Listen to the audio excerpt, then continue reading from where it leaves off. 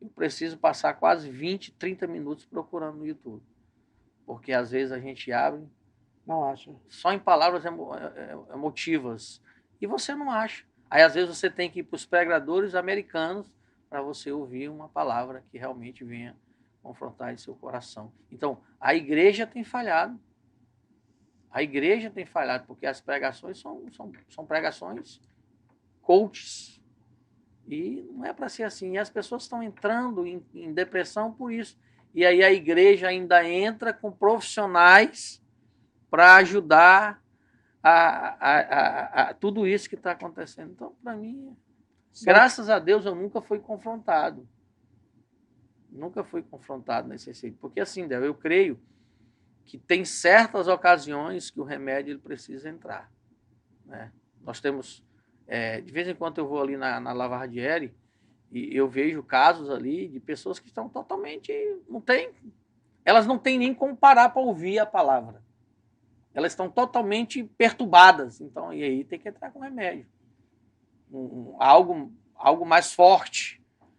Mas há um momento que a palavra tem que entrar para que a pessoa seja verdadeiramente curada.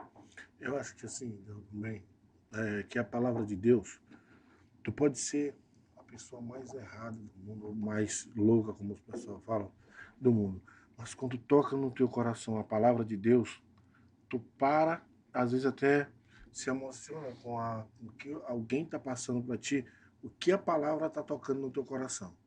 As pessoas se emocionam e começam a refletir. Eu vou lhe falar porque eu sou um caso dessa situação que você acabou de falar aí, da questão da falha da igreja, porque a igreja, a maioria das próprias igrejas estão sem fé. E os próprios cristãos não estão aceitando Jesus de coração. Como eu falo, eu sempre, quando eu vou dar um testemunho, eu digo que tu tem que se entregar para Jesus de coração. Se entregar para Jesus de coração. Não é só chegar lá e dizer, eu aceito e estou aqui. Não, tu tem que passar por um processo, tu tem que passar pela casa do orelho, tu tem que passar pelo amassado, né? Porque não é fácil. É uma trajetória que não é para matar, mas também é para te tirar tudo que tu morreu para ali e tá revivendo para uma outra vida, né? Que é o caminho correto. Eu, quando eu estava no mundo, eu não tinha fé em nada em questão.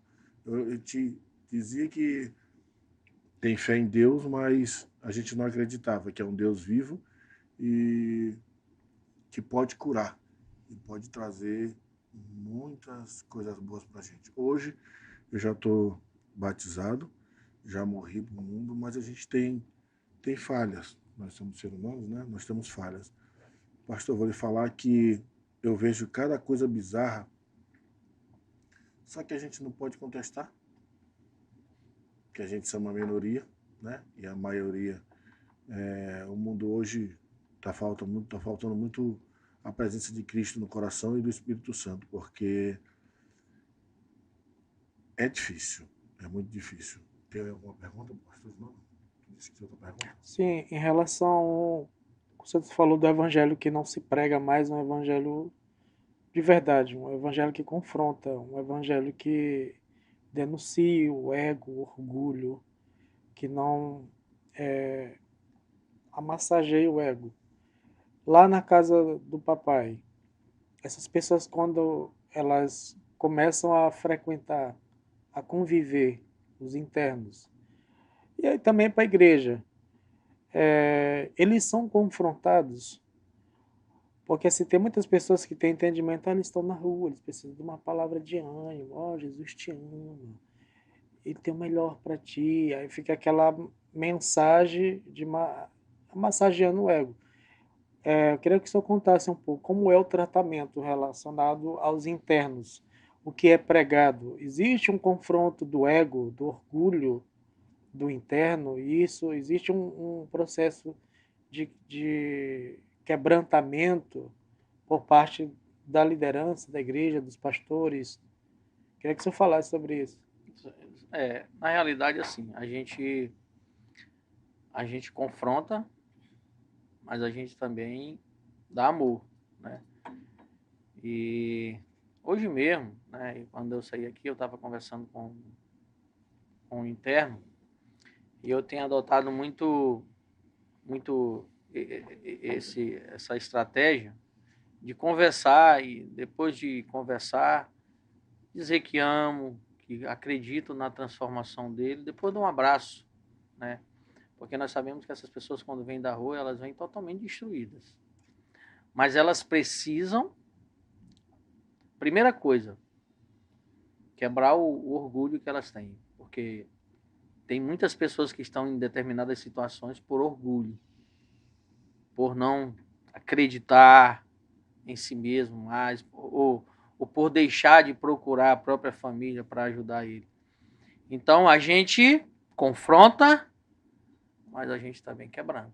Essa adoração que nós estamos fazendo de 15 em 15 dias lá na casa do Papai 2, ela tem gerado um quebrantamento muito grande no coração dos meninos. Porque a gente tem que exortar, mas a gente tem que principalmente amar. Porque eu sempre digo desde o início que o amor ele tem o poder de restaurar, de sarar, tem o poder de aproximar, tem o poder de quebrar toda a barreira. Então, assim, a gente tem trabalhado muito nisso, né? A gente tem buscado muito essa adoração, porque a gente crê que através da adoração vai haver um quebrantamento de coração, né? E foi o que a gente viu no último adoração lá na casa, né? Chegou um interno e disse assim para mim, pastor, eu nunca na minha vida tinha chorado em uma adoração. Olha que eu já estou na 7ª casa que eu passo em tratamento, mas eu nunca na minha vida eu tinha chorado na presença de Deus como eu chorei hoje. Eu nunca tinha derramado uma gota de lágrima. Então a gente vê que está surtindo efeito, né? A gente exorta, mas a gente ama.